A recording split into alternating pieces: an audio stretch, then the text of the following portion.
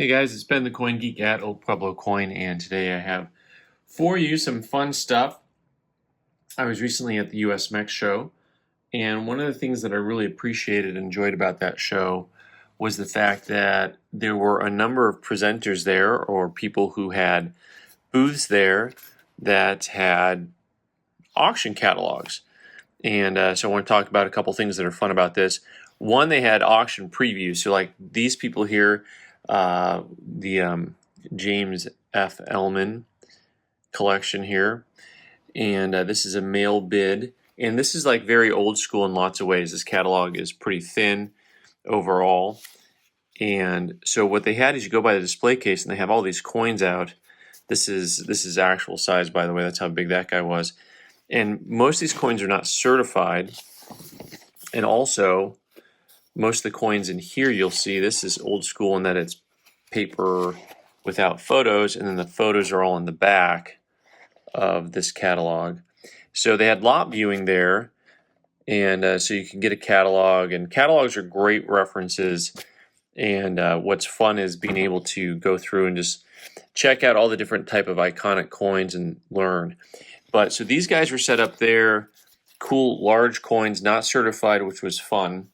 But also, I got to spend a little bit of time connecting with Daniel Sedgwick, and of course they put on auctions twice a year. And you know, when you specialize in treasure coins, you're just cooler than I am. That's all there is to it. Well, you know, when you do almost anything, you're cooler than I am. But this is a pretty thick catalog. They do their auctions twice annually. And of course, cobs, and more cobs. So they have lots and lots of cobs. That is for sure. And this is the type of thing that if you really love things that are coming from shipwrecks or from Spanish galleons, you know, you always have to check out Sedgwick. It was really nice to spend some time with him also because we got to connect and talk about an old friend, gentleman that we both knew from Tucson named Mark Burr, who was one of my favorite, absolutely one of my mentors, and he knew Mark, so it was kind of fun to reminisce a little bit. So this is a cool catalog, lots to look through, because one of the things about the catalogs is just the education level. When you go through and you can just sit down and page by page read all the write-ups, a real professional job on this stuff, because they'll take the time to write up what you're looking at and you can actually check it out. The thing that actually got me the most, by the way, this auction is November 2 and 3, so at the time of this video airs, you got time still to bid on this stuff, guys. But my favorite thing had to have been this one. And this is what makes the auction catalog so great. Collection of Jamaican banknotes, Isabella Chang Fong and Ian Marshall, put out by World Banknote Auctions. This is also coming up.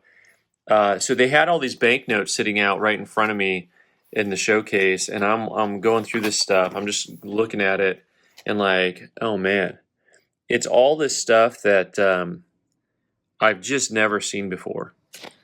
And so one of the things that's great about auctions like this is, and what I mean is auction catalogs like this, is it really turns into a reference guide for an entire series. So anytime you have an auction that has pieces that are unique or, you know, only a handful known, then the auction catalog instantly becomes a reference book. Secondarily to that, also, they'll oftentimes have everything. So in other words, not only are you going to have unique items, but you also have almost all of the items. So think of a complete set of something. So, but here you have all types of specimen notes that, you know, he just had complete collections of specimen notes. And then also you have proofs, which is different from a specimen, and that they're usually printed on a back card. But then all these circulating notes from different banks. One of my favorite things about these is you've got all these different banks that circulated their notes in the Caribbean.